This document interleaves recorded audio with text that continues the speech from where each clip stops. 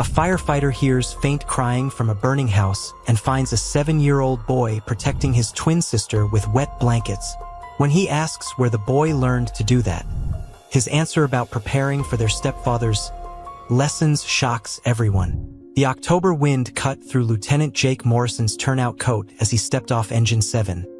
The acrid smell of burning vinyl and melting plastic hitting him like a physical blow. The duplex at 428 Maple Street stood before him like a wounded animal, orange flames licking through broken windows while thick, gray smoke poured from every opening. Neighbors huddled on the sidewalk in bathrobes and hastily thrown on jackets, their faces illuminated by the dancing light of destruction. Primary search, Morrison. Captain Rodriguez's voice cut through the chaos. Possible children inside, second floor. Jake's stomach clenched. The same knot that had lived there for 3 years, since Lucy. He pushed the memory down, muscle memory taking over as he adjusted his oxygen mask and headed for the front entrance. The door hung open, warped by heat, smoke rolling out like a living thing seeking escape. Inside, the world became hell. His thermal imaging camera showed the ghostly outline of furniture, walls, and doorways through the choking darkness. The stairs groaned under his weight as he climbed, each step bringing him deeper into the belly of a beast that had already taken too much from him. Fire department. Call out if you can hear me. Nothing. Just the roar of flames consuming everything in their path. The second floor hallway stretched before him like a tunnel, doors on either side leading to unknown horrors. Jake moved methodically, checking each room, his breathing loud and mechanical in his ears. The master bedroom showed signs of someone having been there. Sheets twisted, a glass of water knocked over on the nightstand. But no people. He was about to move to the next room when he heard it. Faint, barely audible over the crackling flames. A sound that might have been crying, or might have been the house itself dying. The last door at the end of the hall stood slightly ajar. Jake pushed it open, his light cutting through the smoke like a sword through velvet. At first, he saw nothing but a child's bedroom. Twin beds with dinosaur sheets, toys scattered on the floor, a bookshelf filled with picture books about brave knights and talking animals. Then his light found them. In the far corner, beneath the window, 2 small figures huddled together under what appeared to be several wet blankets. The larger child, a boy with sandy hair and eyes too old for his face, had wrapped his arms around a smaller girl, her dark hair plastered to her head with moisture. They weren't crying. They weren't screaming. They sat perfectly still, breathing shallowly through the wet fabric, watching Jake with an eerie calm that made his blood run cold. "Hey there," Jake said, his voice muffled by the mask as he approached slowly. "I'm with the fire department. We're going to get you out of here." The boy, he couldn't be more than 7, looked up at Jake with serious brown eyes. "Is it safe to move now? The smoke is getting thicker." But Richard said to wait until someone in a helmet came. Jake blinked, momentarily thrown by the child's composure. Most kids he'd rescued were hysterical with fear, or unconscious from smoke inhalation. These 2 sat like they were waiting for a bus. "Yeah, buddy, it's safe. What's your name?" "Felix. This is my sister Ivy." He looked down at the girl, who hadn't made a sound. "She doesn't talk to strangers, but she can hear you." Jake knelt down, studying the makeshift shelter they'd created. The blankets were soaked through, not just damp, but thoroughly saturated. Steam rose from them in the heat, creating a small pocket of cleaner air around the children. Someone had taught them this technique and taught them well. "Felix, that was really smart thinking with the wet blankets. Where did you learn to do that?" The boy shrugged, as if the answer was obvious. "Richard taught us. We practice all the time for his lessons. He said if we ever got trapped, we should wet anything we could find and breathe through it. Stay low where the air is better." Felix tilted his head, studying Jake's gear with interest rather than fear. "He timed us yesterday. I got the blankets wet in 43 seconds. Ivy helped by turning on both faucets in the bathroom." Something cold settled in Jake's chest that had nothing to do with the October air seeping through the broken windows. "You practice this? Like, practice for fires?" "Not just fires," Felix said matter-of-factly. adjusting his grip on Ivy as Jake prepared to lift them. Richard teaches us lots of emergency stuff. How to get out of smoke. Where to hide if bad people come. How to stay quiet when we need to.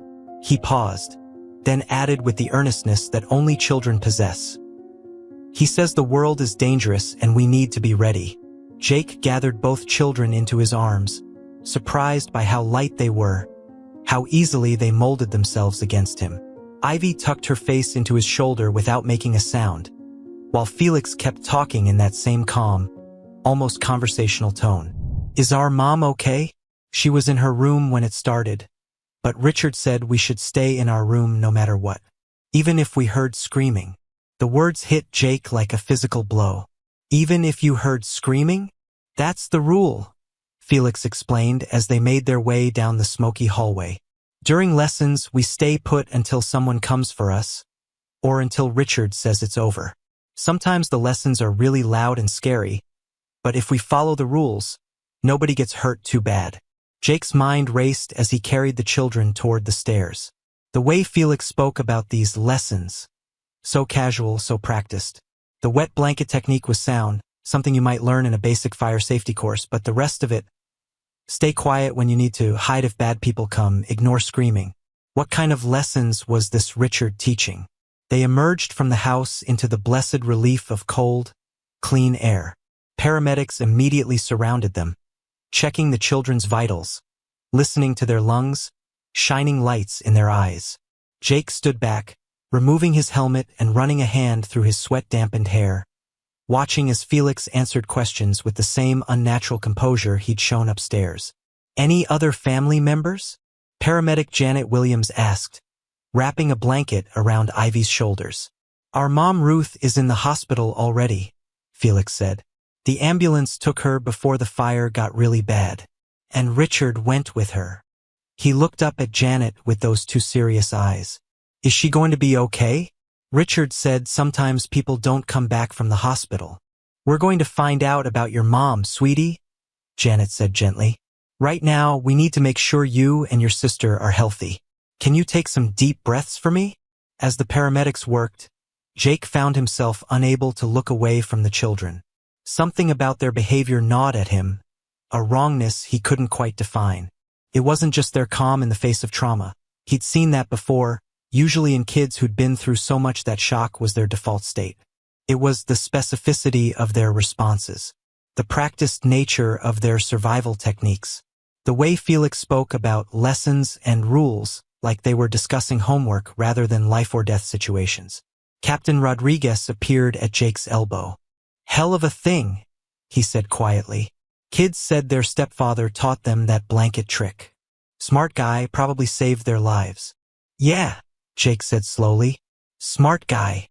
But as he watched Felix help Ivy climb into the ambulance, never once losing that eerily adult composure, Jake couldn't shake the feeling that there was more to Richard Brennan's lessons than emergency preparedness. The way Felix had mentioned staying quiet, hiding, ignoring screaming, those weren't fire safety techniques. Those were survival skills for something else entirely. The ambulance doors closed with a soft thump, and Jake watched as it pulled away from the curb, red lights painting the smoke-stained street in intermittent splashes of color. He should have felt good about the save. 2 kids alive, relatively unharmed, able to walk away from a fire that could have killed them. Instead, he felt a familiar dread settling in his stomach, the same instinct that had made him a good firefighter and a terrible sleeper. Something was wrong with this picture, wrong in a way that had nothing to do with faulty wiring or forgotten candles. As the crowd began to disperse and the flames finally surrendered to the steady assault of water and foam, Jake found himself thinking about the little girl who hadn't spoken a single word, and the little boy who spoke like he'd been rehearsing for disaster his entire life. In his jacket pocket, his phone buzzed with a text from his ex-wife. "Saw the fire on the news. Another kid save? Lucy would be proud." Jake stared at the message for a long moment, then deleted it without responding. Lucy had been 5 when the smoke took her, 5 and terrified and calling for her daddy, who was 3 towns away fighting someone else's fire. These kids hadn't been terrified. That was what bothered him most of all. They'd been prepared. The pediatric wing of Akron General Hospital smelled like disinfectant and hope, two scents that had never mixed well in Jake Morrison's experience. He wasn't supposed to be here. Protocol dictated that rescued victims were the hospital's responsibility once they left the scene. But something about Felix and Ivy Carmichael had lodged itself under his skin like a splinter, and Jake had learned over 15 years of firefighting to trust his instincts when they wouldn't let him rest.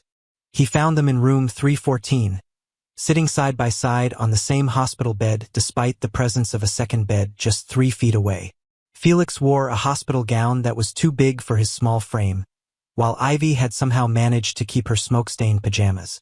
They weren't watching television or playing with the tablet a nurse had left for them.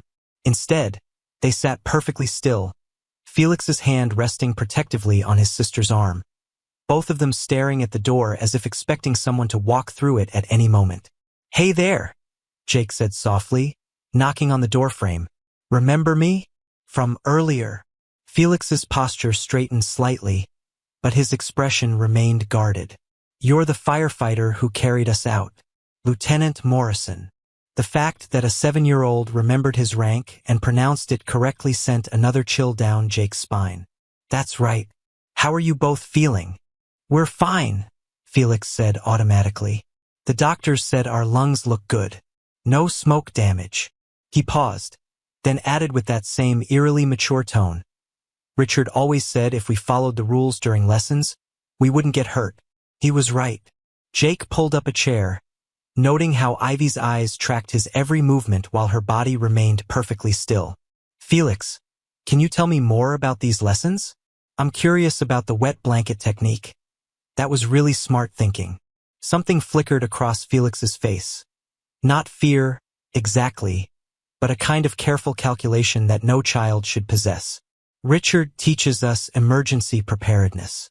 Fire safety, home invasion protocols, what to do if strangers try to take us." His voice carried the cadence of someone reciting well-practiced answers.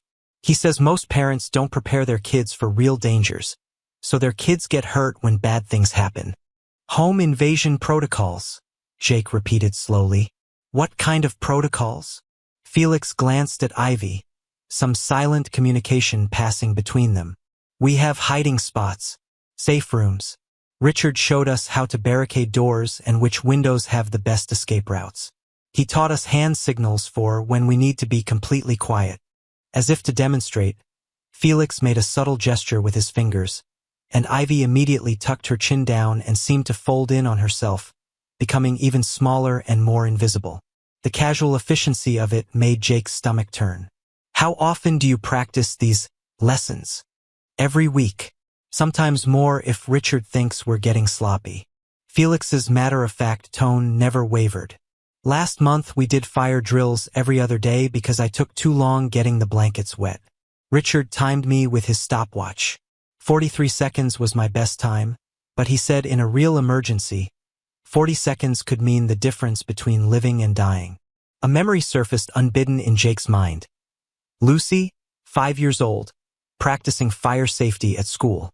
She'd come home excited, eager to show him how to stop, drop, and roll, giggling as she demonstrated on the living room carpet. The joy in her face, the playfulness of learning something new. It was the complete opposite of the grim efficiency Felix displayed. "Felix," Jake said carefully, "when you practice these fire drills, does Richard use real fire?"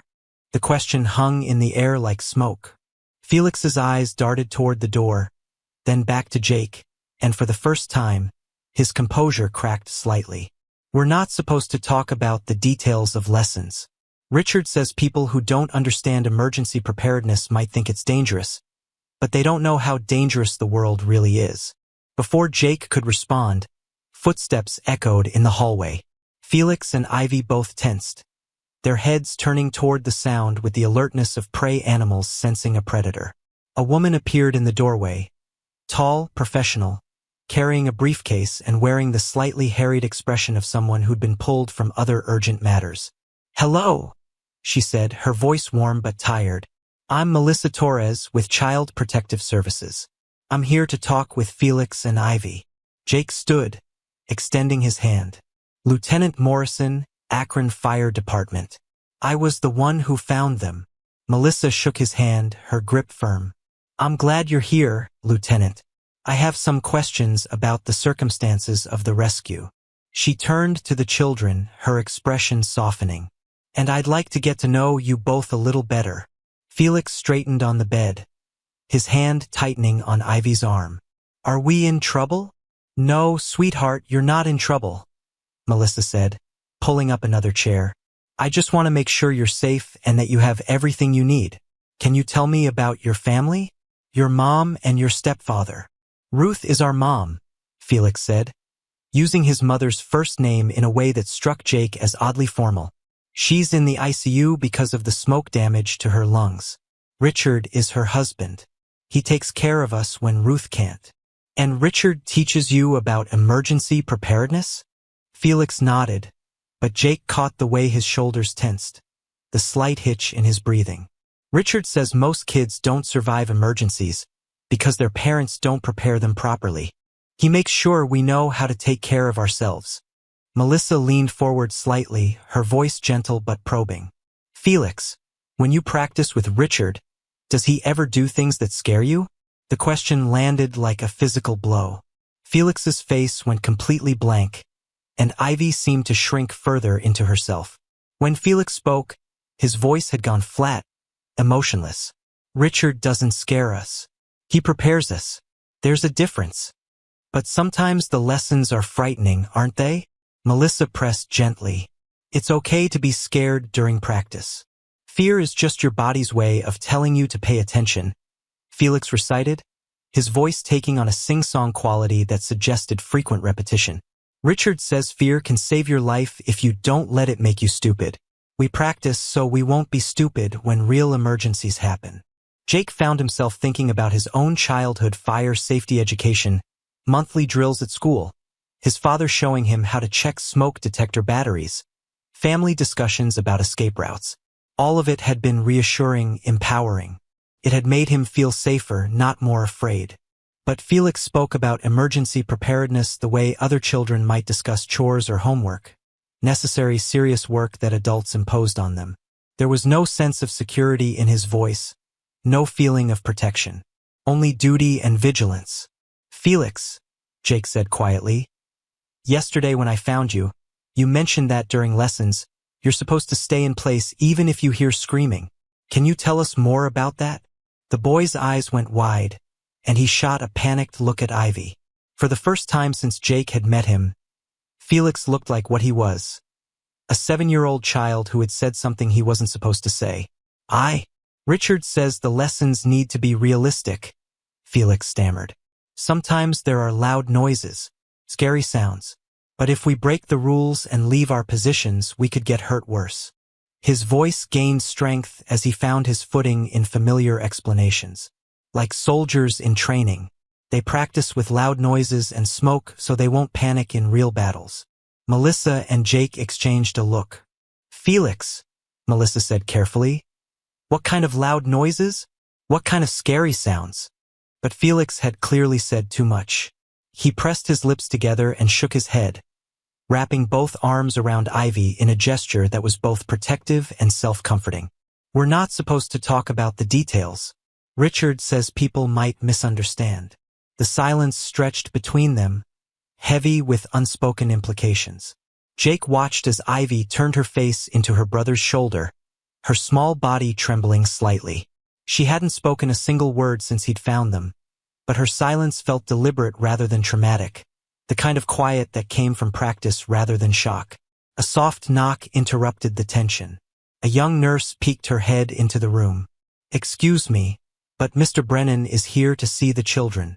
Felix and Ivy both went rigid. Jake felt his protective instincts surge as he watched the children's reaction. Not relief or joy at seeing their stepfather, but a kind of fearful alertness that made his jaw clench. He's outside, Melissa asked. Yes, ma'am. He's been waiting for about an hour. Said he came as soon as he could arrange care for his wife. Felix slid off the bed, his movements suddenly sharp and efficient. He tugged at Ivy's hand, and she immediately stood as well, both of them arranging themselves in a way that looked almost like attention. back straight, hands at their sides, eyes forward. "We should get ready," Felix said quietly. "Richard doesn't like it when we look messy." Jake watched as Felix smoothed down Ivy's hair with the practiced efficiency of someone who'd done it many times before, while Ivy straightened her brother's hospital gown. There was something military about their preparations, a sense of inspection rather than reunion. "You don't have to do anything special," Melissa said gently. "You can just be yourselves." Felix looked at her with confusion, as if the concept of being himself was foreign. "Richard always checks to make sure we followed the rules properly. After lessons, after emergencies, after anything important." He paused, then added with a 7-year-old's earnestness. "He needs to know we learned what we were supposed to learn." The door opened, and Richard Brennan stepped into the room. He was younger than Jake had expected, maybe 40, with the lean build of someone who stayed in excellent physical condition. His dark hair was neatly combed despite the late hour, and his clothes were clean and pressed. He moved with the controlled precision of military training, his eyes immediately cataloging everyone in the room before settling on the children. "Felix, Ivy." His voice was calm, authoritative. "How do you feel?" "We're fine, Richard," Felix said, his posture becoming even more rigid. "We followed all the protocols. Wet blankets, low breathing, waited for rescue personnel." He recited the information like a report, while Ivy simply nodded silently beside him. "Good." Richard's approval was measured, professional. He turned to Jake and Melissa. "I'm Richard Brennan, the children's stepfather. I want to thank you, Lieutenant Morrison, for bringing them out safely." His handshake was firm, his eye contact direct. "And Miss Torres, I understand you have some questions about our family's emergency preparedness practices." There was no defensiveness in his tone, no anger or concern about being investigated. Instead, he spoke with the confidence of someone who believed completely in what he was doing, which Jake realized might be the most disturbing thing of all. "Yes, Mr. Brennan," Melissa said. "I'd like to discuss your training methods with the children." "Of course." Richard moved to stand near Felix and Ivy, not touching them but close enough that Jake could see both children subtly straighten even further. "I believe in practical emergency education. Too many parents rely on schools to teach basic survival skills, but schools can't simulate real conditions. When seconds matter, children need muscle memory, not theoretical knowledge." "And your simulations include exposing the children to smoke and loud noises?" Jake asked, his tone carefully neutral. Richard's gaze sharpened slightly, but his expression remained calm. "Controlled exposure to emergency conditions, yes. Under careful supervision, with safety protocols in place." He looked down at Felix and Ivy. "Tell them about your emergency kit, Felix." Felix immediately began reciting: water bottles, energy bars, flashlight, battery radio, first aid supplies, emergency blanket, whistle, and backup batteries. "We check it every month and rotate the food every 6 months so nothing expires." "And your escape routes?" "Front door, back door, Felix's bedroom window using the rope ladder, Ivy's bedroom window to the porch roof." Felix continued without missing a beat. "Meeting point is the big oak tree in the Hendersons' yard across the street." Jake had to admit the preparations were thorough, even impressive. But something in the children's mechanical recitation, the way they stood like soldiers awaiting inspection, sent warning bells ringing in his head. "The children mentioned practicing with fire," Melissa said. "Can you elaborate on that?" "Small, controlled burns in metal containers," Richard replied smoothly. "Teaching them to recognize the smell of different materials burning, how quickly smoke can fill a room, the importance of staying low. All conducted in well-ventilated areas with fire suppression equipment standing by." It sounded reasonable when he explained it. Thorough, even responsible. But Jake couldn't shake the memory of Felix's words. "Even if you heard screaming, that wasn't fire safety training. That was something else entirely." As if reading his thoughts, Richard addressed the unspoken question. "I also teach them about other emergency situations. Home invasions, kidnapping attempts, situations where they might need to hide and remain silent for extended periods." The world is more dangerous than most parents want to acknowledge. And during these exercises, do you use realistic sound effects? Jake asked. Simulated violence? Richard's expression didn't change, but Jake caught a flash of something in his eyes. Not guilt, but irritation at being questioned. Audio components, yes.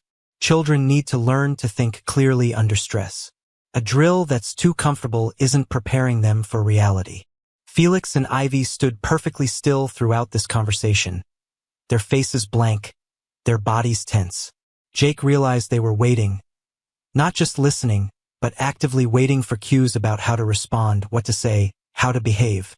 Mr. Brennan, Melissa said, I'd like to schedule a home visit to observe your training setup and discuss your methods in more detail. Of course, Richard said immediately. I have nothing to hide. My only concern is these children's safety and preparedness. He looked down at Felix and Ivy. You did well today. The training worked exactly as intended. Felix nodded, but Jake caught the slight tremor in his hands, the way Ivy pressed closer to her brother's side. Whatever relief they might have felt at surviving the fire was overshadowed by something else, the weight of evaluation, of being judged on their performance in a life-threatening situation. As Richard made arrangements for the children's discharge, Jake found himself studying the family dynamic with growing unease. There was no warmth here, no comfort being offered to traumatized children. Instead, there was assessment, approval for a job well done, and the implicit pressure to continue performing at the same level. When they finally left the hospital room, Felix walking slightly ahead of Ivy in what appeared to be practiced formation, Jake remained behind with Melissa. What do you think? She asked quietly. Jake stared at the empty doorway, thinking about the way the children had stood at attention, the mechanical precision of their responses, the careful way they prepared themselves for Richard's arrival. I think, he said slowly, that those kids have been trained for something. I'm just not sure it's what Richard Brennan says it is. Outside the hospital, the October night had grown colder, and Jake could see his breath in small puffs as he walked to his truck. But the chill he felt had nothing to do with the weather. It came from the memory of two children who had survived a house fire with almost supernatural composure, and the growing certainty that their survival skills had been purchased at a price no child should ever have to pay.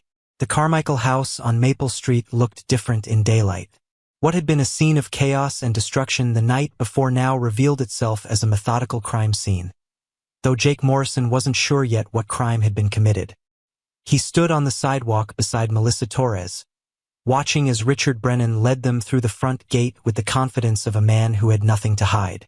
The damage was primarily confined to the kitchen and living areas, Richard explained, his voice carrying the same measured tone Jake remembered from the hospital. The children's rooms and the basement training area are intact. Training area. Jake exchanged a glance with Melissa, who was taking notes in a small leather portfolio. It had been 3 days since the fire, 3 days since Ruth Carmichael had been moved from the ICU to a regular room, and 3 days since Jake had been unable to stop thinking about Felix and Ivy's unnatural composure in the face of disaster. Mr. Brennan, Melissa said as they approached the front door, I appreciate you allowing this inspection. As I mentioned on the phone, it's standard procedure when children demonstrate unusual survival knowledge. I understand completely, Richard replied, producing a set of keys from his jacket pocket. I want you to see exactly how we prepare for emergencies. Most parents would rather pretend their children will never face danger. But pretending doesn't stop house fires or home invasions. The interior of the house told a story of systematic preparation that went far beyond normal family emergency planning. In the entryway, Jake noticed a small shelf holding 2 child-sized emergency backpacks, each labeled with neat block letters, Felix and IVY.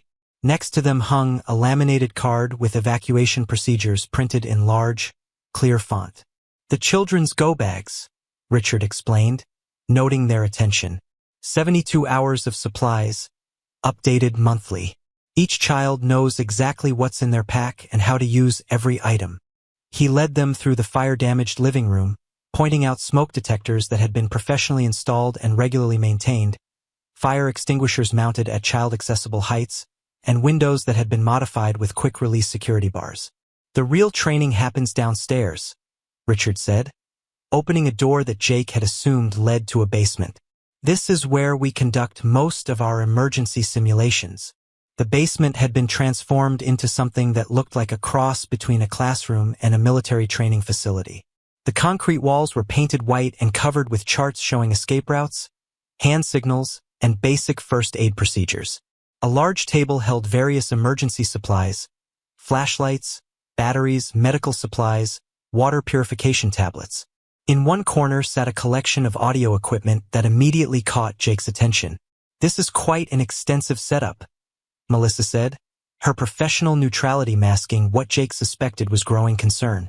"Preparation requires investment," Richard replied. "Most parents spend more on their children's video games than they do on survival education." He gestured toward a section of the basement that had been set up like a mock bedroom. "We conduct fire drills here using controlled smoke machines and heat lamps. The children practice their response in realistic conditions." Jake studied the mock bedroom, noting the attention to detail. Twin beds identical to the ones upstairs, the same dinosaur sheets, even the same arrangement of toys and books. It was like a stage set, designed to replicate the exact conditions Felix and Ivy would face in a real emergency. "And the audio equipment?" Jake asked, nodding toward the corner. Richard's expression didn't change, but Jake caught a slight tightening around his eyes. "Sound effects. House fires are chaotic, loud environments. Children need to learn to think clearly despite auditory distractions." "What kind of sound effects?" Melissa pressed. "Crackling flames, structural sounds, emergency sirens." Richard moved to the equipment and pressed a button. The basement filled with the sound of wood splintering and metal groaning, the death song of a building succumbing to fire. "We also simulate other emergency scenarios. Break-ins, for instance." He pressed another button, and Jake's blood went cold. The speakers filled with sounds that were unmistakably human. Shouting, heavy footsteps, doors slamming, and underneath it all, a woman's voice calling out in distress. "That's Ruth's voice," Richard said matter-of-factly, noting their reaction. "I recorded her during one of our training sessions. Realism is crucial for effective preparation." Melissa had stopped taking notes. "Mr. Brennan, you recorded your wife simulating distress?" "Simulating being threatened, yes. The children need to learn to follow protocol even when they hear their mother in apparent danger." Richard's tone remained clinical, as if he were discussing weather patterns rather than psychological conditioning. "In a real home invasion, criminals often use family members' voices to lure children out of hiding. Our training prepares them to resist that manipulation." Jake felt his hands clench into fists. The memory of Felix's words echoed in his mind. "Even if you heard screaming." This was what the boy had meant. Not accidental screams from fire victims, but deliberate audio torture designed to test a child's ability to remain hidden while believing their mother was being hurt. "How often do you conduct these drills?" Melissa asked, her professional mask slipping slightly. "Weekly fire safety training, monthly home invasion scenarios, quarterly extended survival exercises." Richard recited the schedule like a course curriculum. "Consistency is key to building muscle memory and emotional resilience." "Extended survival exercises?" Richard led them to another section of the basement, where Jake saw what appeared to be a small, windowless room with thick walls and a heavy door. "Panic room simulation." The children practiced staying silent and calm in confined spaces for extended periods, sometimes with audio distractions, sometimes in complete darkness. Jake stared at the windowless room, imagining Felix and Ivy locked inside while speakers blasted the sounds of their mother screaming for help. The image made him physically ill. "Mr. Brennan," he said, his voice tight with controlled anger, "how long do you keep the children in there?" "It varies based on the training objective. Usually 2 to 4 hours for basic exercises, up to 8 hours for extended endurance training." Richard spoke with the detached professionalism of someone discussing workout routines. "They've both worked up to 12-hour sessions without breaking protocol." 12 hours.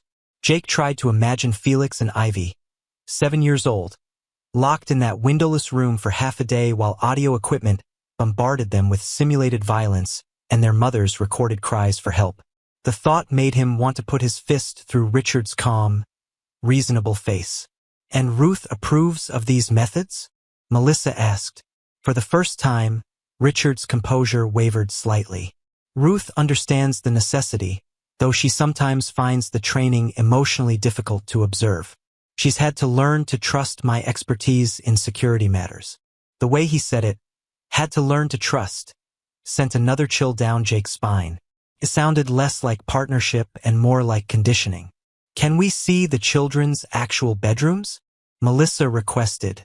Richard led them back upstairs, past the fire damage and into the undamaged portion of the house. Felix and Ivy's room was exactly as Jake remembered it from the night of the fire, except now he noticed details that the smoke and darkness had hidden. The window had been fitted with a rope ladder, but also with interior bars that could only be unlocked from the outside. The toy box contained not just stuffed animals and games, but also emergency supplies, water bottles, energy bars, a battery-powered radio. Most disturbing of all were the charts mounted on the wall next to each bed. They looked like military performance evaluations, tracking the children's progress in various skills: response time to emergency signals, duration of silent hiding, accuracy in following evacuation procedures. Felix's chart showed consistently higher scores than Ivy's, with notes in Richard's neat handwriting. Felix, 4 minutes 23 seconds smoke response. Excellent. Ivy, 6 minutes 12 seconds. Needs improvement in initial reaction time. You grade their performance? Jake asked, his voice barely controlled. Assessment is crucial for improvement, Richard replied. How else would they know if they're adequately prepared? He pointed to a gold star sticker next to Felix's most recent scores. Positive reinforcement for meeting training objectives.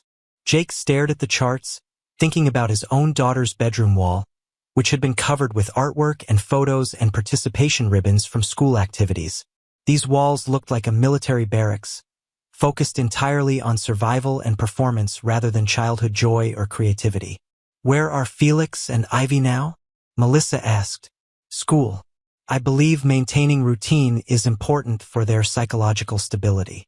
Richard checked his watch. They'll be home in about 2 hours. You're welcome to observe our afternoon training session if you'd like. The casual offer was somehow the most chilling thing yet.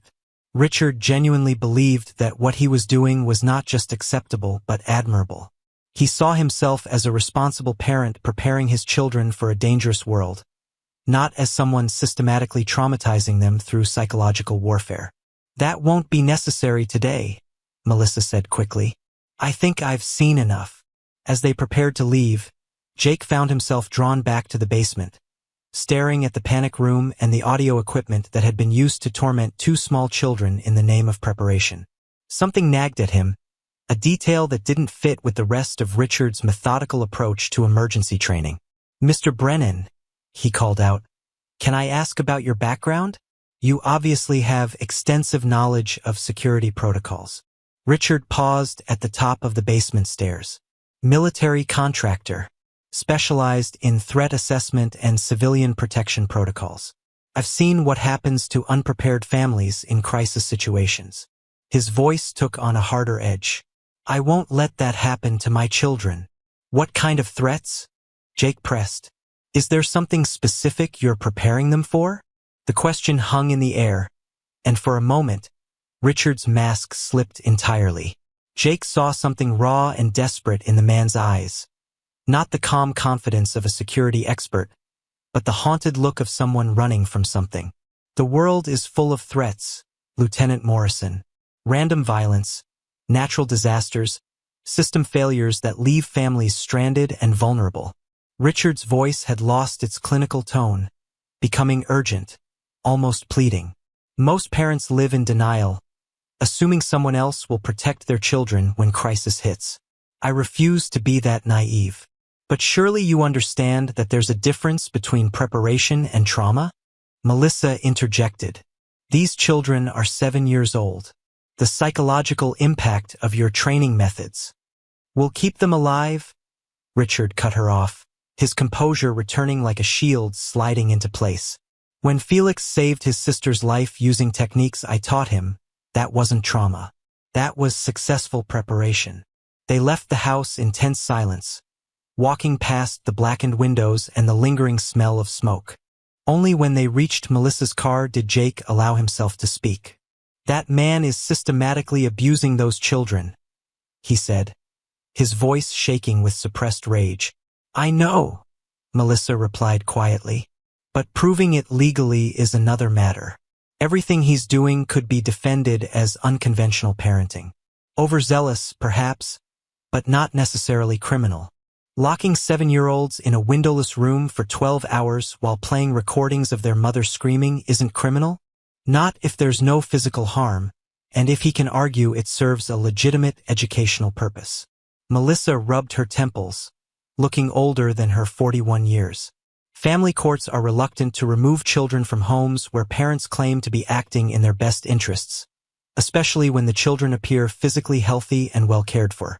Jake stared back at the house, thinking about Felix and Ivy sitting in classrooms right now, trying to focus on math and reading while carrying the weight of last night's training session in their small bodies. In a few hours, they would walk through that front door and submit to whatever new psychological torture Richard had designed to test their preparedness. "What about Ruth?" he asked. "What does she say about all this?" "I'm meeting with her this afternoon," Melissa said. "But Jake," she paused, choosing her words carefully. "Richard's methods may be extreme, but the children did survive that fire. Felix's knowledge saved both their lives. It's going to be very difficult to argue that his training is harmful when it literally prevented their deaths." As they drove away from Maple Street, Jake found himself thinking about the difference between survival and living. Felix and Ivy had survived the fire, yes, but at what cost? They moved through the world like tiny soldiers, hypervigilant and emotionally armored, prepared for disasters that might never come while missing out on the simple joys of childhood. His phone buzzed with a text message. He glanced at the screen and felt his blood freeze. The message was from an unknown number, but the words were clear. "Stop interfering with my family's safety, Lieutenant Morrison. Some lessons are more important than comfort." Jake showed the message to Melissa, who pulled over immediately to call it in to the police. But as they waited for officers to arrive, Jake couldn't shake the feeling that they had crossed a line today, not just in their investigation, but in Richard Brennan's perception of acceptable threats to his control. Somewhere across town, Felix and Ivy were sitting in second-grade classrooms, unaware that their stepfather had just escalated from psychological conditioning to direct intimidation. And tonight, when they returned home for their next training session, Jake had the sinking feeling that Richard's lessons were about to become even more intensive. The architecture of fear that Richard had built around those children wasn't just about preparing them for external threats. It was about maintaining absolute control through the systematic elimination of hope, trust, and the basic belief that adults existed to protect rather than test them. And Jake was beginning to understand that the real emergency Felix and Ivy needed to survive wasn't a house fire or a home invasion. It was their own home. Ruth Carmichael looked smaller than her hospital bed. Her auburn hair spread across the pillow like autumn leaves against fresh snow. The oxygen cannula beneath her nose and the I.V drip connected to her left arm were the only signs that she had survived one of the worst house fires Akron had seen in years. But it was her eyes that caught Melissa Torres's attention. Wide, alert, and darting constantly toward the door as if expecting someone to walk through it at any moment. "Mrs. Carmichael," Melissa said gently, settling into the bedside chair. "I'm Melissa Torres from Child Protective Services. I wanted to talk with you about Felix and Ivy." Ruth's hands immediately went to the blanket, clutching it against her chest in a gesture that spoke of practiced self-protection. "Are they all right? Richard said they were fine, but I haven't seen them since." She trailed off, her voice barely above a whisper. "They're physically healthy," Melissa assured her. "But I have concerns about their emotional well-being. I visited your home yesterday with Lieutenant Morrison, the firefighter who rescued them. Richard showed us his training setup in the basement." The change in Ruth's expression was immediate and devastating. Color drained from her face, and her breathing became shallow and rapid. He showed you the basement? The mock bedroom, the audio equipment, the panic room. Ruth, I need to ask you directly. Are you aware of what Richard puts Felix and Ivy through during these training sessions? Ruth's eyes filled with tears, but she didn't speak. Instead, she turned her face toward the window, away from Melissa's gaze. The silence stretched between them, heavy with unspoken truths. "Ruth," Melissa said softly, "your voice is on those recordings, the ones Richard plays while the children are locked in the panic room. Can you tell me about that?" A sob escaped Ruth's throat, raw and broken. "He said it was necessary, that if they could resist coming to help me when they thought I was in danger, they could resist anyone trying to lure them out of hiding." Her voice cracked.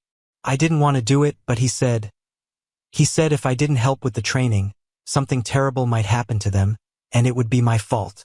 Melissa leaned forward, her heart breaking for this woman who had clearly been as victimized as her children. "Ruth, when did the training start?" "Right after we got married, about 2 years ago." Ruth's words came in a rush now, as if a dam had finally broken. At first, it seemed reasonable. Fire safety, basic emergency preparedness. Richard said most parents were negligent about protecting their children. She wiped her eyes with a shaking hand. But then it got more intense. Longer sessions, scarier scenarios. The children started having nightmares, but Richard said that was just their minds processing the training. "Did you try to stop it?" Ruth's laugh was bitter and hollow. "You don't understand Richard. He doesn't argue or get angry when you disagree with him.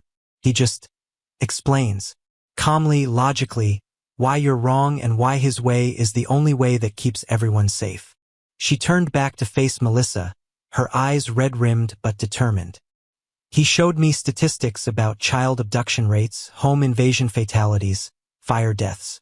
He made me watch news stories about families who died because they weren't prepared. After a while, I started to believe that maybe I was the problem. Maybe I was too soft, too emotional to see what was really necessary."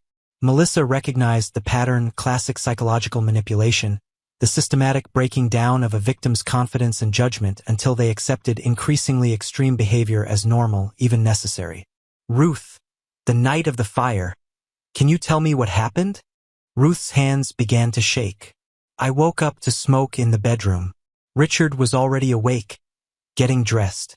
I asked if we should get the children, but he said no." Her voice dropped to a whisper.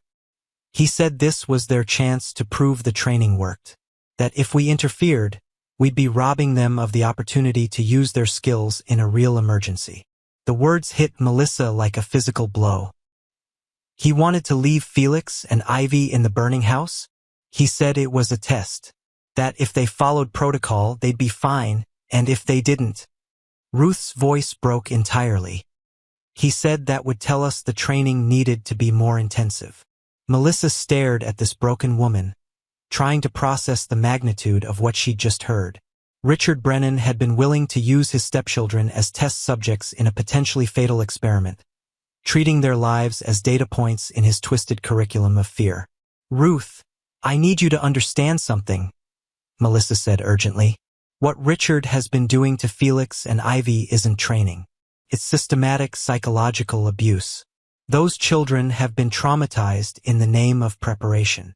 "But they survived," Ruth said weakly, as if trying to convince herself more than Melissa. "Felix saved Ivy using the techniques Richard taught him. Doesn't that prove?" "It proves that children are incredibly resilient and resourceful when they have to be," Melissa interrupted. "But it doesn't justify what was done to them. Ruth, those children show signs of complex trauma. They're hypervigilant, emotionally numbed, and conditioned to prioritize performance over their own well-being. That's not preparation. That's systematic conditioning." Ruth was crying openly now, years of suppressed guilt and horror finally finding release. "I knew it was wrong. Deep down, I knew. But Richard was so sure, so confident. And when the training worked, when Felix did save Ivy, I thought maybe I'd been wrong to doubt him." A knock at the door interrupted them. Both women looked up to see Jake Morrison standing in the doorway, his expression grim. "I'm sorry to interrupt," he said, "but I thought you should know. Felix and Ivy never made it to school today." Ruth's face went white. "What do you mean?" I checked with the elementary school after Richard's threat yesterday. The children were marked absent, but no one called it in. When I went by the house, Richard's car was gone. Jake's jaw was tight with controlled anger. I think he's taken them somewhere. Melissa was already reaching for her phone, calling in an alert for Richard's vehicle, when Ruth grabbed her arm with surprising strength. I know where he's taken them, she said, her voice urgent. Richard has a cabin about an hour north of here. He bought it last year, said it was for advanced survival training away from the distractions of civilization. Her grip tightened. It's completely isolated. No neighbors, no phone service. He always said it would be the perfect place for extended conditioning exercises. Jake felt his blood turn to ice. The thought of Felix and Ivy alone with Richard in an isolated location, after the man had been challenged and threatened with investigation, painted a terrifying picture of what might be happening to them right now. Ruth, I need the address, Melissa said, already coordinating with law enforcement through her phone. As Ruth provided directions to the cabin, Jake found himself remembering Felix's matter-of-fact description of 12-hour training sessions, Ivy's practice silence, and the performance charts that graded their responses to psychological torture. If Richard felt cornered, if he believed his control was slipping, what would he be willing to do to prove his methods were necessary? There's something else, Ruth said quietly, her voice barely audible. Richard has been getting more paranoid lately. He's been talking about how the system doesn't understand real protection, how social workers and government officials are threats to family security. She looked directly at Jake. He's been specifically angry about firefighters questioning his methods. He sees you as a particular threat to his authority. The pieces were falling into place now, painting a picture that made Jake's chest tight with fear. Richard hadn't just taken the children to avoid scrutiny. He'd taken them to prove a point, to demonstrate once and for all that his methods were not just justified but essential. We need to get up there now, Jake said, but Melissa was already shaking her head. This has to go through proper channels. We've got law enforcement coordinating with the county sheriff's department. They're trained for this kind of situation. Those kids don't have time for proper channels, Jake shot back. You heard Ruth, he's using this as some kind of final exam. Who knows what he's putting them through right now? Ruth struggled to sit up in her hospital bed, her face pale but determined. Lieutenant Morrison is right. Richard doesn't just train the children, he tests them. And when he's feeling threatened or challenged, the tests get more extreme. Her voice broke. Last month, when I questioned one of his methods, he locked them in the panic room for 18 hours without food or water. He said I'd forced him to escalate the training because my doubts had compromised their conditioning. 18 hours. Jake tried to imagine Felix and Ivy, locked in that windowless room for nearly a full day, listening to recordings of their mother's distress, while their stepfather timed their endurance. The image made him want to put his fist through the wall. I'm going up there, he said flatly. Jake, you can't. You're not law enforcement. And if Richard is as unstable as we think, then those children need someone who understands what they've been through. Jake's voice was quiet but steel hard. Someone who won't see them as evidence or obstacles or training subjects. Someone who sees them as kids who need to be protected. Melissa studied his face, recognizing the look of a man who had reached a decision that couldn't be argued with. If you're going, I'm coming with you. This isn't your job. Those children are my responsibility, Melissa said firmly. And Ruth is right. Richard has escalated every time he's felt challenged. With law enforcement mobilizing, he's going to feel cornered. He might do something desperate. Ruth reached out, grasping both their hands with surprising strength. Please, she whispered, bring my babies home. I know I failed them. I know I should have protected them from Richard's madness. But please don't let them pay for my weakness. As they prepared to leave, Jake found himself thinking about Lucy again. Not the burning house that had taken her, but the bedtime stories, the laughing games of hide and seek, the simple joy she'd found in being a child. Felix and Ivy had been robbed of that joy, conditioned to see the world as an endless series of threats and tests. But maybe it wasn't too late.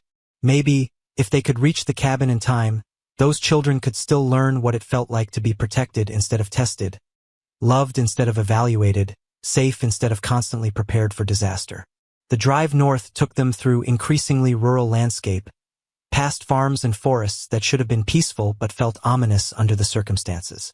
Melissa coordinated with law enforcement through her radio, while Jake pushed his truck as fast as he dared on the winding country roads. "ETA on the sheriff's department?" Jake asked.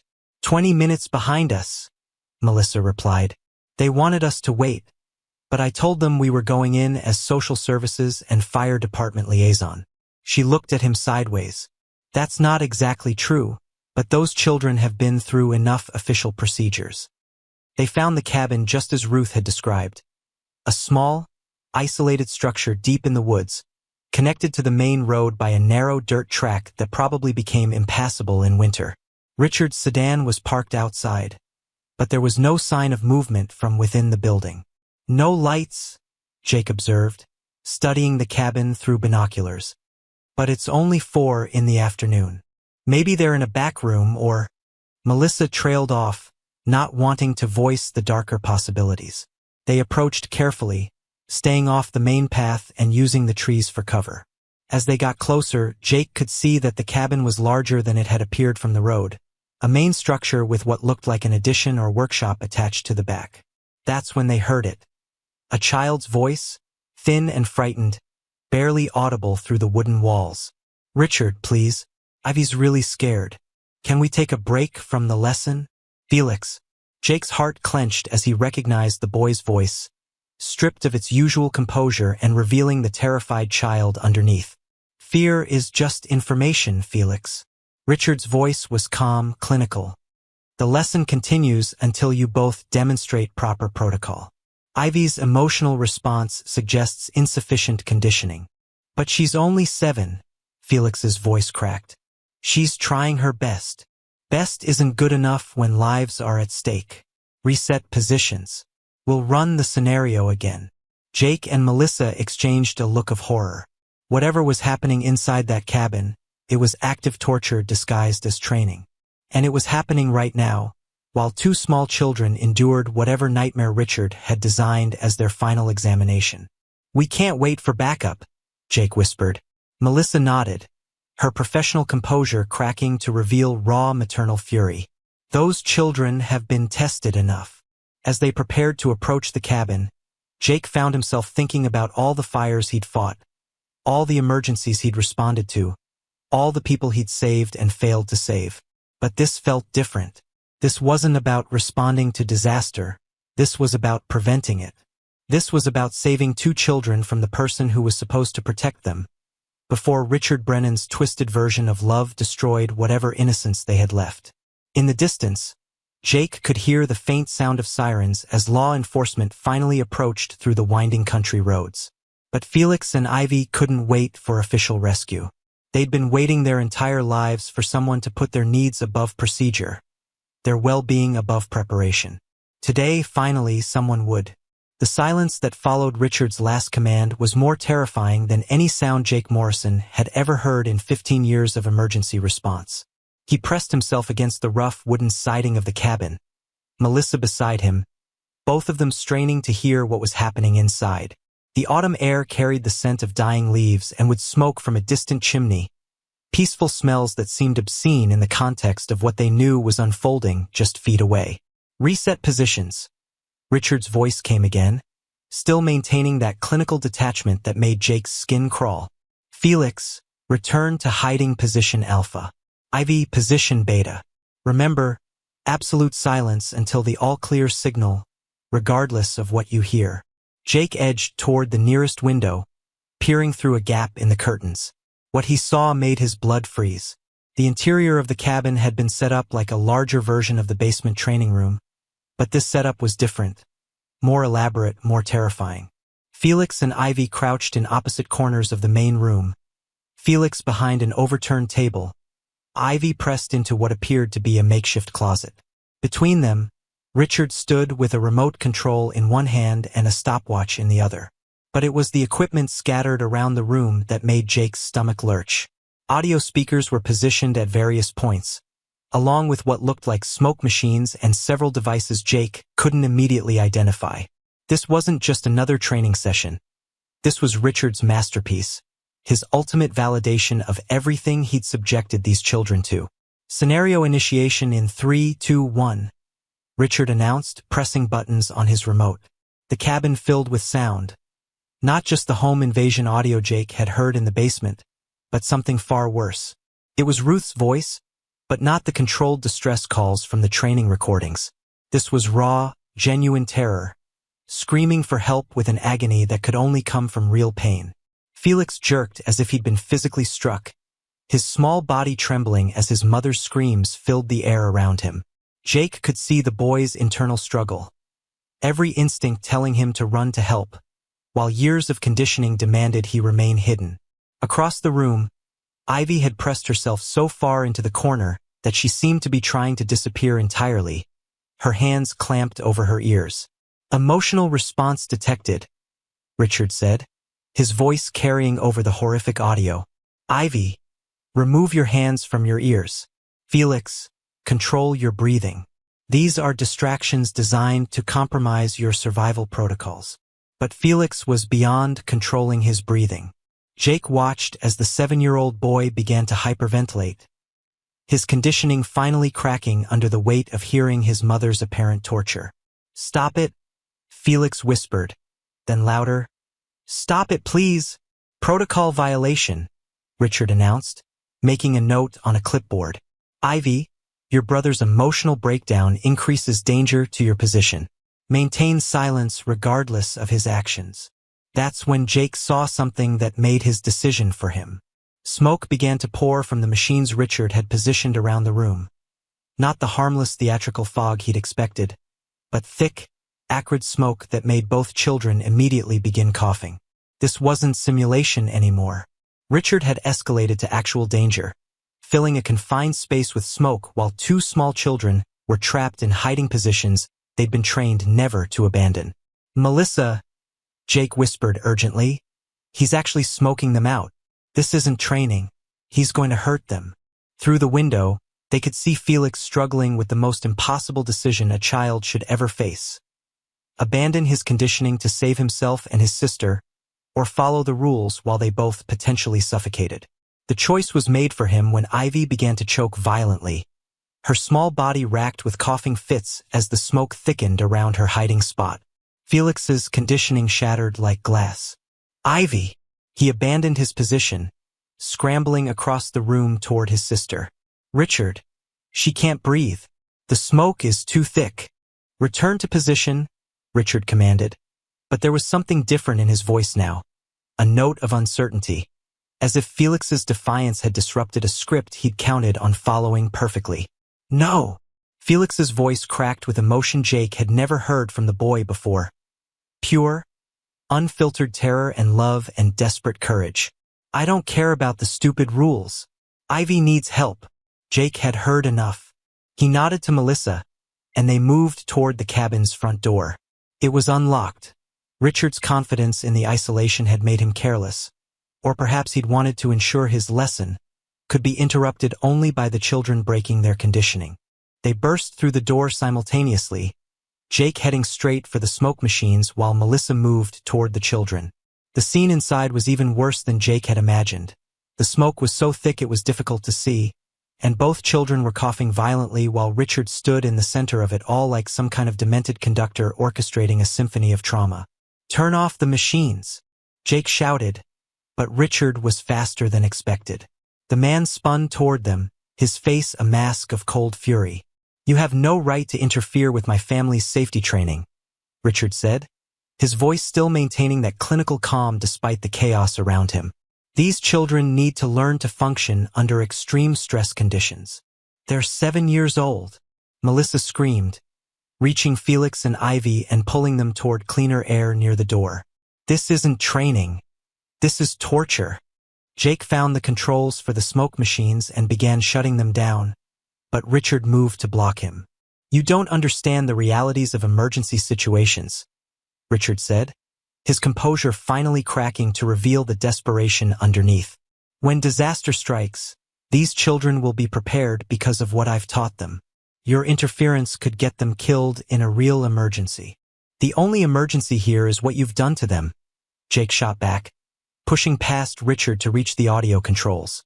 Ruth's screams still filled the cabin, and he could see the devastation on Felix's face as the boy realized his stepfather had been using genuine recordings of his mother in pain.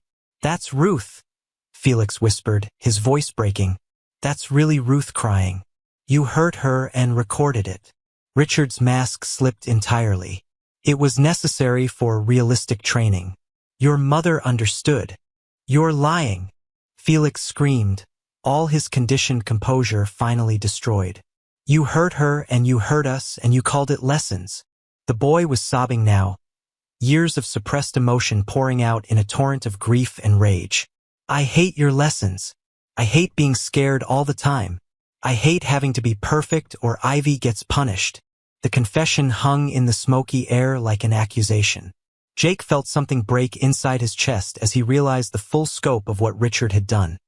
Not just the physical trauma of the training, but the emotional manipulation, making Felix believe that his performance determined his sister's well-being. Ivy, freed from her forced silence by Felix's emotional breakdown, finally spoke for the first time since Jake had met her. Her voice was small and hoarse from the smoke, but it carried clearly through the cabin. "I want my mommy. I want to go home."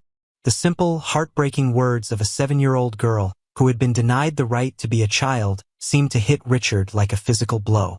For a moment, his face showed something that might have been recognition of what he'd become, what he'd done. But the moment passed quickly, replaced by renewed determination. "You're all making a mistake," he said, reaching for what Jake suddenly realized was not another training device, but an actual fire starter. "If you won't let me teach them properly, then they'll have to learn through real experience." The threat was clear. Richard intended to start an actual fire, to force Felix and Ivy to use their survival skills in genuinely life-threatening conditions. His need to prove his methods had driven him completely beyond reason.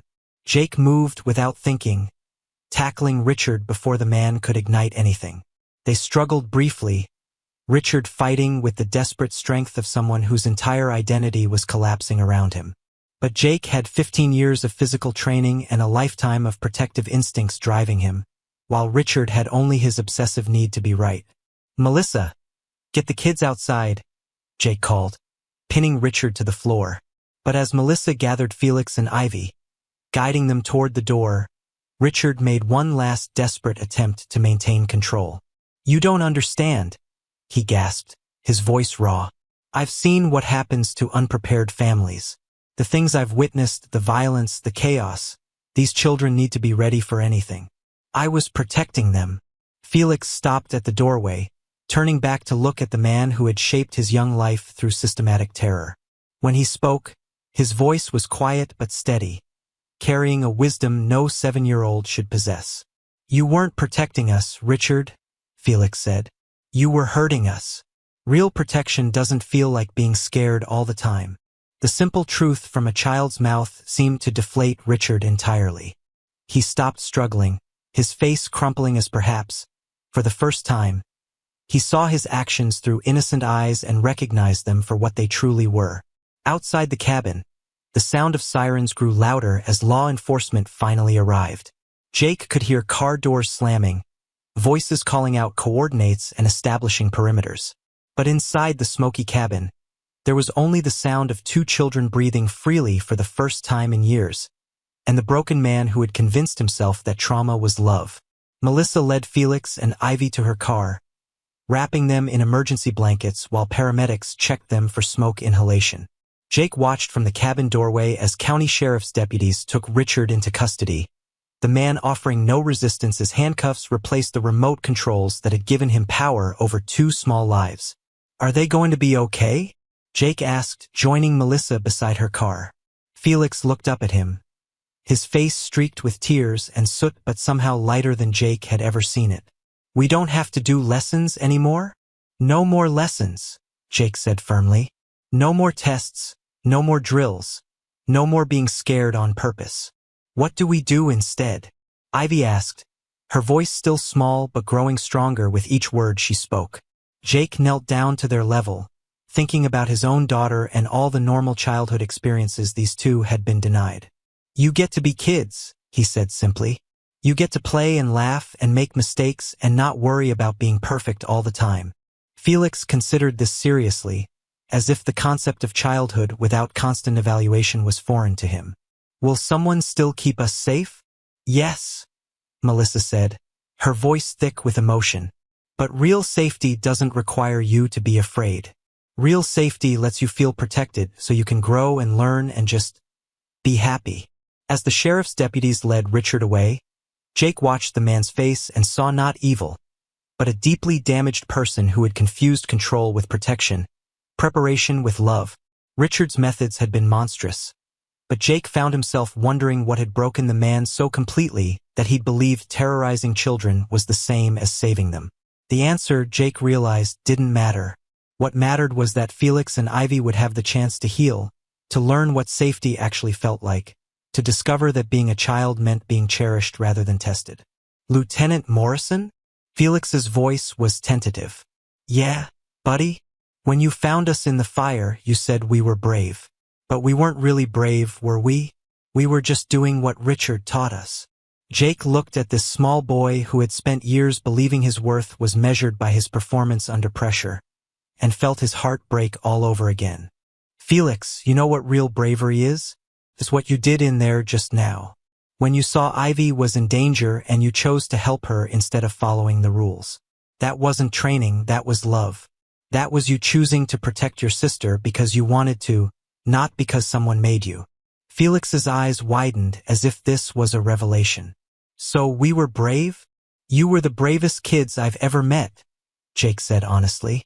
"And now you get to learn how to be brave in a different way, by trusting that the adults around you want to keep you safe, not test you."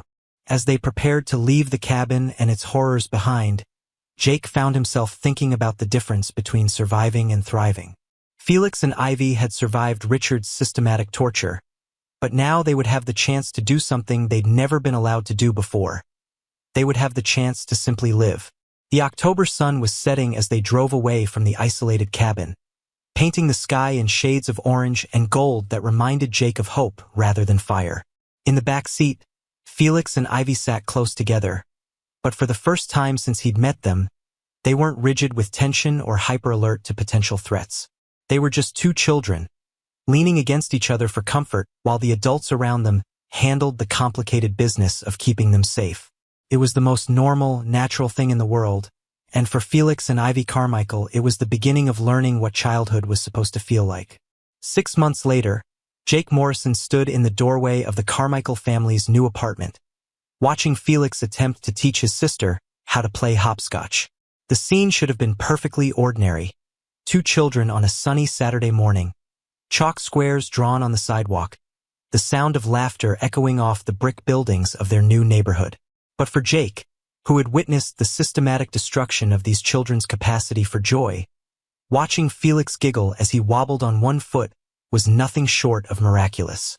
"You don't have to land perfectly every time, Ivy," Felix was saying, his voice carrying none of the hyper-vigilant tension Jake remembered from those first terrible days. "It's supposed to be fun, not a test." Ivy, her dark hair catching the morning light, hopped forward and deliberately landed with both feet in one square, grinning at her brother. "Like this. That's cheating," Felix laughed. But there was no anxiety in his correction, no fear of consequences for imperfection. "But it's okay. We can make new rules if we want."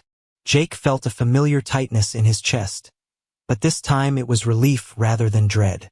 6 months of intensive therapy, patient social work, and Ruth's fierce determination to rebuild her family had transformed these children from tiny soldiers into something they'd never been allowed to be before: kids. "Lieutenant Morrison," Felix called out, spotting Jake in the doorway. "Do you want to see the picture I drew for my mom?" "I'd love to," Jake said, settling onto the front steps of the apartment building. The neighborhood was modest but safe, carefully chosen by Melissa Torres to provide stability without isolation, community without the triggers that might remind the children of their previous ordeal. Felix bounded over, clutching a piece of construction paper covered in crayon drawings. The image was still recognizably the work of a 7-year-old, but there was something in it that spoke of healing. A house with a bright yellow sun overhead, stick figures holding hands, and notably, no emergency equipment or escape routes marked anywhere. "That's me and Ivy and Mom," Felix explained, pointing to each figure in turn. "And that's you and Miss Melissa. We're having a picnic, but not because we have to practice outdoor survival. Just because picnics are nice." The distinction between necessity and pleasure was one that Felix had struggled with for months. Dr. Amanda Martinez, the child psychologist who had been working with both children, had explained that learning to enjoy activities for their own sake, rather than as preparation for catastrophe, was a crucial part of their recovery. "It's beautiful," Jake said honestly. "Your mom's going to love it. She cries happy tears now," Ivy said matter-of-factly, joining them on the steps. Her voice, once trapped in traumatic silence, had blossomed over the past months into the constant chatter typical of a 7-year-old. "Dr. Martinez says that's normal. She says Mom is learning how to feel safe too." Through the apartment window, Jake could see Ruth moving around the kitchen, her movements no longer the careful, fearful steps of someone expecting criticism or punishment. The physical scars from the fire had healed, but more importantly, the psychological wounds from Richard's systematic control were finally beginning to close. "How is your mom doing?" Jake asked. "She's learning to be loud," Felix said with a grin. "Yesterday she sang while she made breakfast. Really loud and kind of off-key. Richard never let her sing because he said it compromised situational awareness." Jake winced at the casual reference to their former life, but Dr. Martinez had encouraged the children to talk openly about their experiences rather than bury them. Healing, she'd explained, required acknowledging what had happened while building new, healthier associations with normal activities. "Dr. Martinez says we're going to visit Richard next month," Ivy said, her voice growing quieter.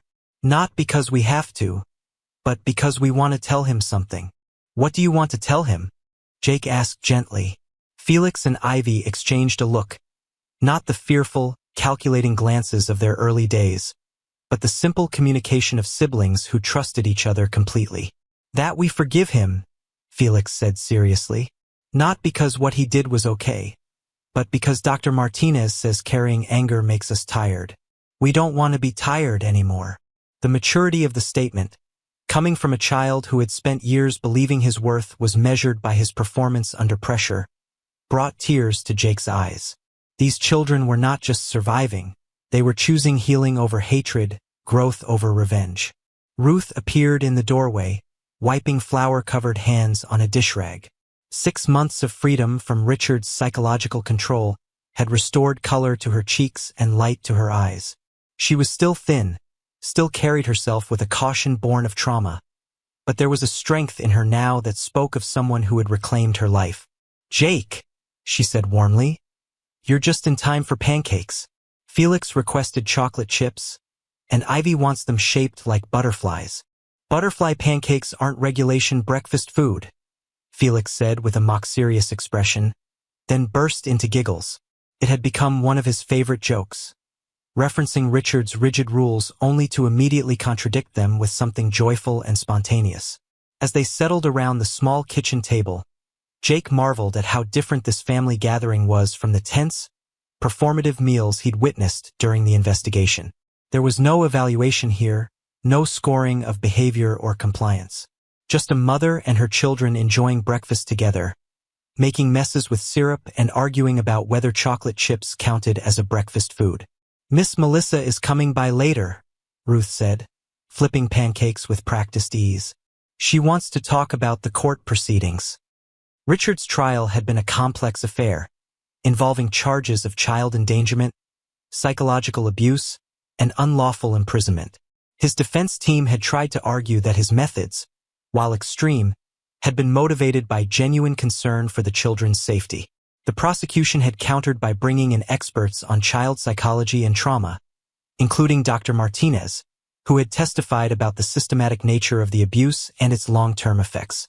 In the end, Richard had been sentenced to 5 years in prison, with mandatory psychological counseling and a permanent restraining order preventing contact with Felix and Ivy without supervised therapeutic intervention. The sentence had been controversial.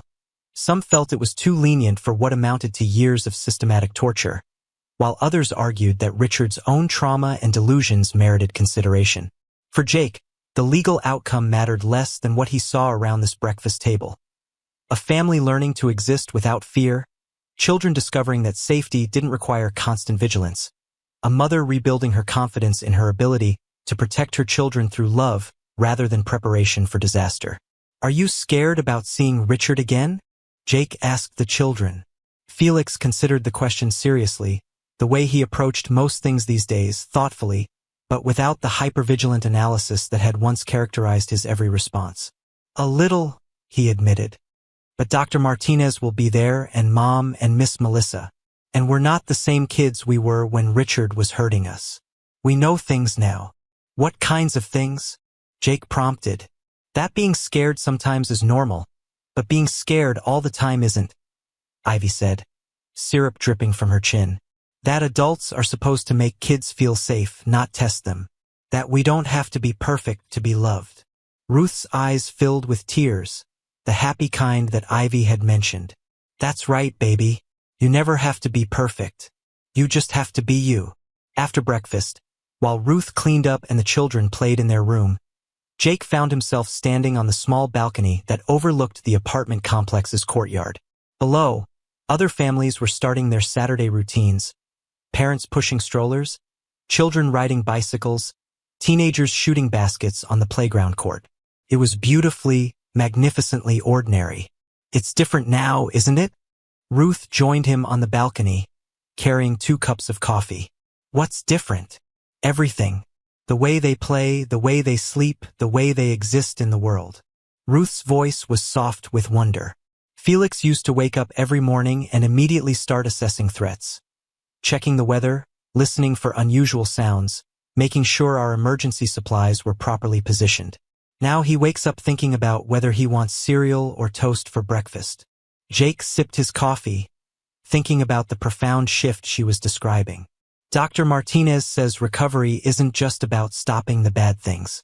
It's about learning what normal feels like." "Normal," Ruth repeated, as if testing the word. "I'm still learning what that means." Yesterday, Ivy asked if she could have a sleepover with a friend from school, and my first instinct was panic. What if something happened? What if they weren't prepared for an emergency? Richard's voice was still in my head, telling me that letting children be carefree was negligent parenting. But Ruth smiled, and Jake could see the strength that had survived years of psychological manipulation. "But then I remembered that the goal isn't to prepare my children for every possible disaster. The goal is to let them be children while I do the job of being their protector." So I said yes to the sleepover, and Ivy was so excited she couldn't stop talking about it for 3 hours. Through the sliding door, they could hear Felix and Ivy in their room, engaged in some elaborate game that involved a lot of giggling and what sounded like stuffed animals having conversations. The sound was pure childhood joy, unmarked by the strategic thinking and constant evaluation that had once characterized their play. "Jake," Ruth said quietly, "I need to thank you again, not just for saving them from the fire, but for seeing what Richard was doing to them. A lot of people might have looked at his methods and thought they were just unconventional parenting. I had help seeing it clearly," Jake admitted. "I kept thinking about my daughter Lucy, about how she used to approach the world with such trust and curiosity.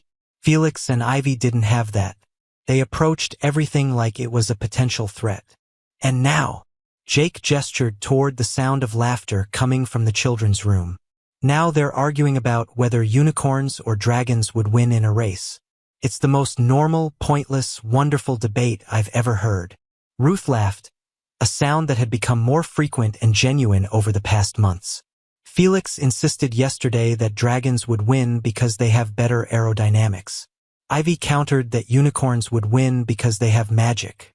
They spent 20 minutes presenting evidence to support their positions.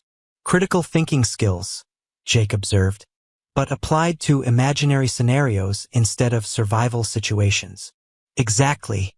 They're still smart, still analytical, but now they use those skills for fun instead of just for staying safe.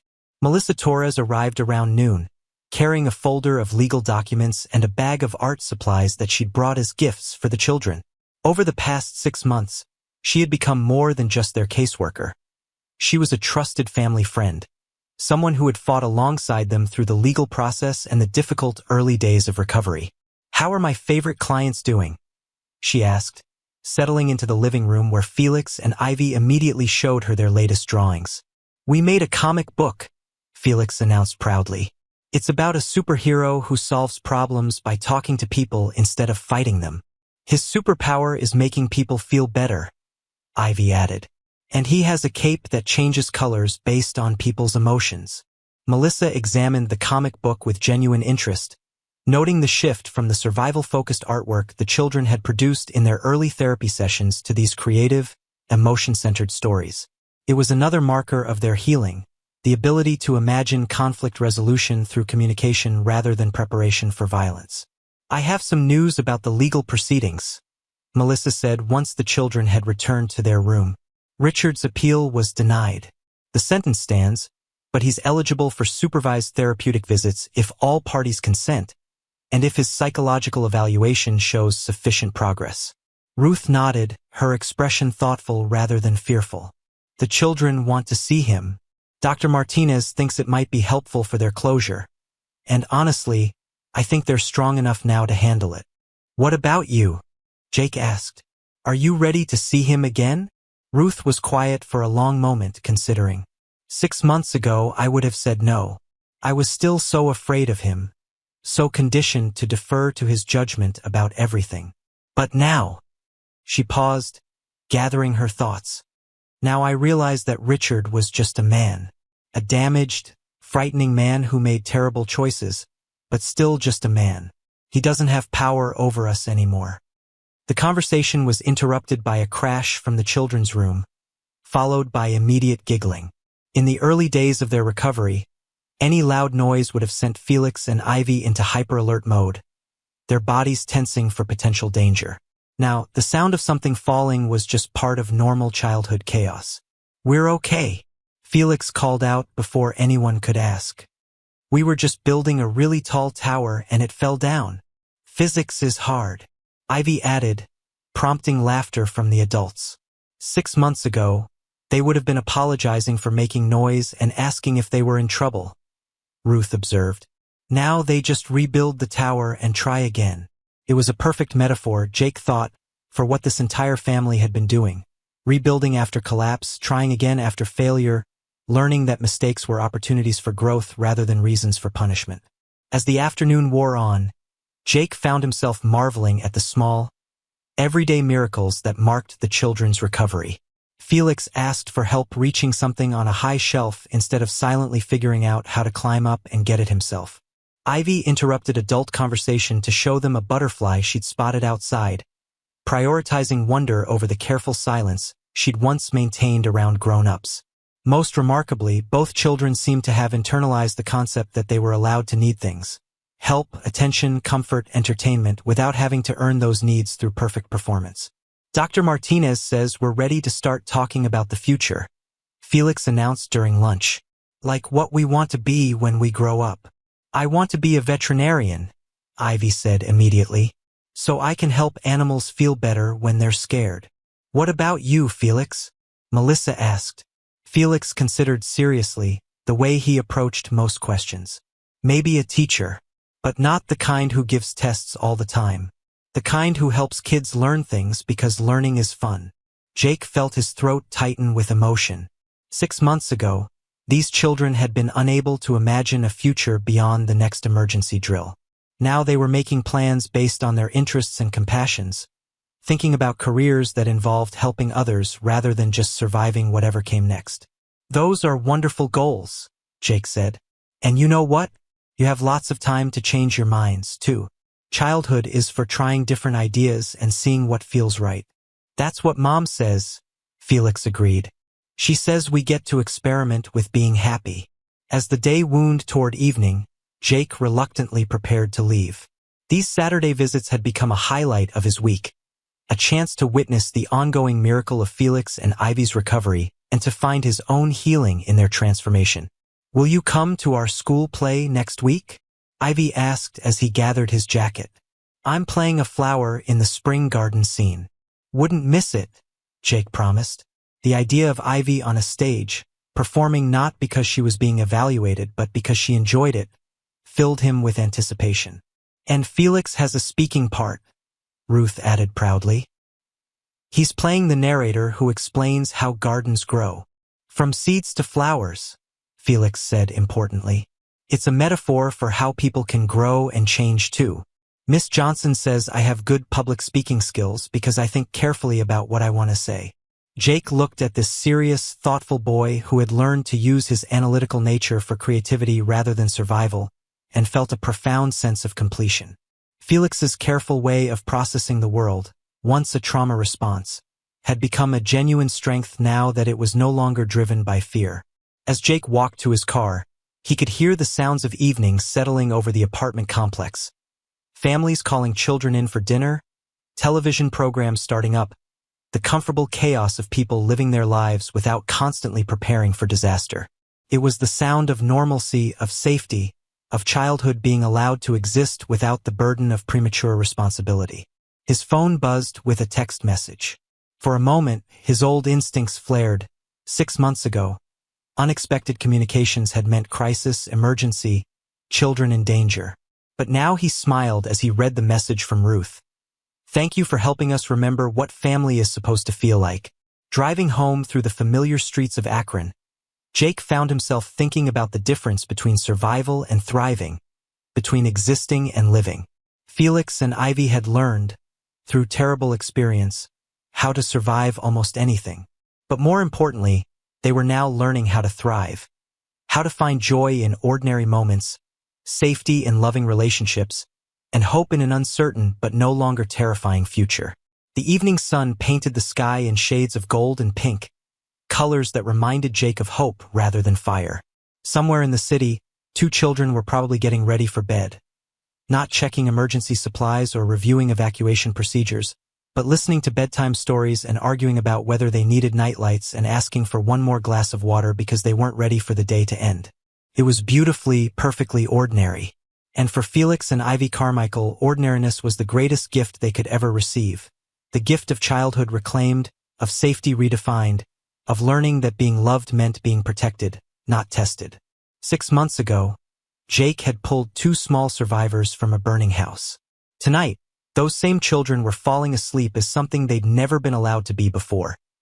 Kids who knew that tomorrow would bring new adventures, new games, new opportunities to grow and laugh and make mistakes and be forgiven. The fire was finally, truly out. What remained was light.